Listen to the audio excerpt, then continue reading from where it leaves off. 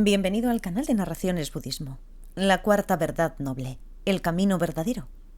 Por Study Buddhism. Dr. Alexander Berzin. El camino verdadero que produce el logro de una cesación verdadera, de las causas verdaderas del sufrimiento verdadero, es la cognición no conceptual de la vacuidad.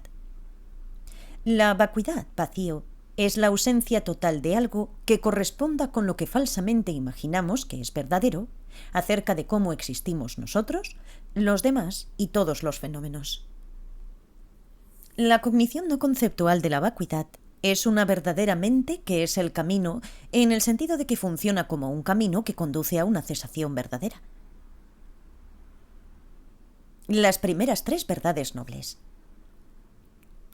El Buda enseñó que el sufrimiento verdadero que todos enfrentamos es que perpetuamos nuestra experiencia de los altibajos de la infelicidad y la felicidad insatisfactoria, así como tener repetidamente los cuerpos y mentes limitados con los que los experimentamos. Las causas verdaderas de eso son nuestro no darnos cuenta, ignorancia, acerca de cómo nosotros y estas sensaciones existen. Proyectamos que existen de formas imposibles, por ejemplo, como entidades concretas autónomas, y creemos que esta forma engañosa en la que aparecen ante nosotros corresponde con la forma en que realmente existen. Esta concepción errónea desencadena emociones perturbadoras, las cuales a su vez desencadenan impulsos kármicos irresistibles de afirmar o defender lo que imaginamos que es nuestra identidad, pero que son meramente ilusiones.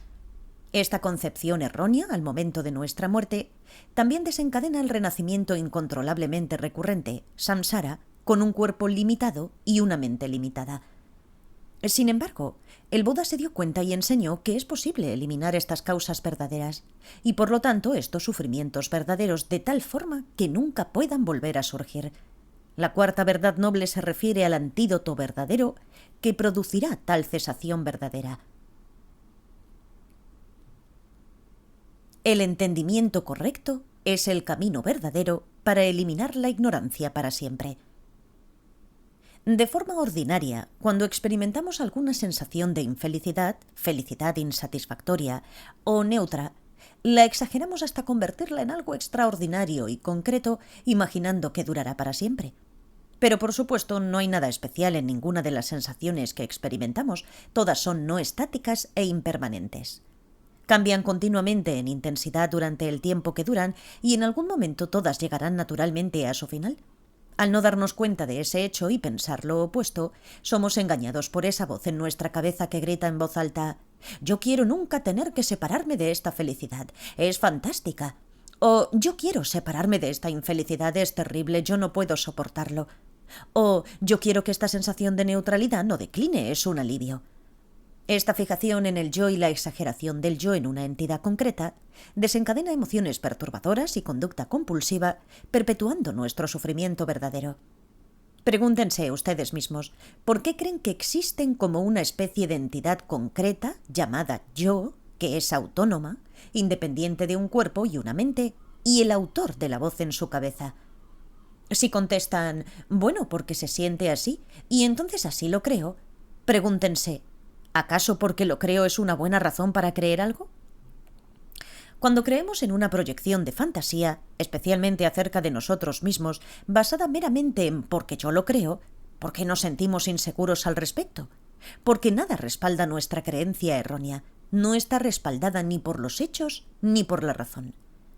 El hecho es que no hay nada especial acerca de ninguna sensación de felicidad, infelicidad o neutra que podamos experimentar cuando vemos, escuchamos, olemos, probamos, sentimos físicamente o pensamos algo. No hay nada a lo que aferrarse en ninguno de los casos. Aferrarse a ello es como aferrarse a una nube, algo totalmente inútil, y no hay nada de especial en mí y en lo que yo estoy sintiendo en cualquier momento. No existimos como una especie de entidad concreta autónoma que habla en nuestra cabeza y que siempre necesita salirse con la suya. Sí existimos, pero no en las formas imposibles en las que erróneamente concebimos que existimos y en las cuales creemos, simplemente porque se siente así y entonces eso yo creo. Para deshacernos de esta concepción errónea y creencia confusa acerca de nosotros mismos, necesitamos un oponente que las elimine completamente. Simplemente aquietar a nuestra mente y dejar de pensar así puede eliminar temporalmente nuestra confusión, pero no impide que vuelva a surgir. La verdadera mente, que es el camino para alcanzar una cesación verdadera de esta causa verdadera de nuestros problemas verdaderos, entonces debe ser un estado mental que sea el opuesto mutuamente excluyente de nuestro no darse cuenta. El opuesto del no darse cuenta es el darse cuenta. Así que, ¿de qué necesitamos darnos cuenta? Bueno, lo que elimina la concepción errónea de que existimos como una especie de entidad autónoma es la cognición no conceptual de que no existe tal cosa, la cognición no conceptual de su vacuidad, y no solo enfocarse conceptualmente en la vacuidad a través de una idea que tenemos de ella, aunque sea precisa. El darse cuenta, basado en la razón y en la experiencia no conceptual, de que lo que creíamos falsamente que era verdad no corresponde con la realidad, anula la creencia errónea de que sí corresponde, basada simplemente en por qué lo creo y en el no darse cuenta de que esto es falso. Dado que las tendencias y los hábitos están profundamente arraigados, su eliminación ocurre de forma gradual, en partes y por etapas. Los 4 aspectos de un camino verdadero. El Buda explicó que el camino verdadero puede ser entendido en términos del darse cuenta que discrimina sabiduría, que acompaña la cognición no conceptual de la vacuidad. Este factor mental discrimina lo que es verdadero de lo que es falso. En primer lugar, este darse cuenta que discrimina es una mente que es el camino, que gradualmente conduce a la eliminación y a la total cesación de los diferentes niveles del no darse cuenta. Inicialmente nos libera para siempre del no darse cuenta y la confusión que se basa en haber aprendido y aceptado un sistema diferente de creencias y valores como el que nos inculcan nuestros padres y la sociedad en general. También incluye aquellos obtenidos de la publicidad comercial y las redes sociales. En las redes sociales, cuando ves selfies de personas que lucen bien y están pasando un momento maravilloso, ¿cómo afecta eso tu concepción de cómo deberías verte y cómo debería ser tu vida? ¿Eso te hace sentir bien o mal acerca de ti mismo? El darse cuenta que discrimina de que esas publicaciones no reflejan la vida real es un camino para deshacernos para siempre de la creencia errónea de que sí lo reflejan. Como resultado, nos libera para siempre de la infelicidad y la depresión que tal creencia errónea crea cuando nos comparamos con los demás y anhelamos ser así. Más allá de este primer paso, cuando nos convertimos en un arya o un ser altamente realizado, con mayor familiaridad, entonces este darse cuenta que discrimina nos libera para siempre, por etapas, del no darse cuenta que surge automáticamente, que proviene de, por ejemplo, imaginar que hay una entidad concreta, encontrable, yo, detrás de la casi constante voz en nuestra cabeza. Alcanzamos la liberación y, en algún momento, la iluminación.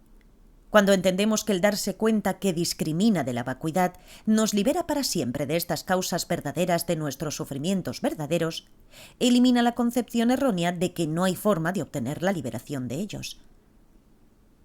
En segundo lugar, el darse cuenta que discrimina de que no hay tal cosa como una entidad autónoma y concreta llamada yo, es el medio apropiado para eliminar para siempre el no darse cuenta y la creencia errónea de que existe tal cosa. Esto es porque es el opuesto mutuamente excluyente.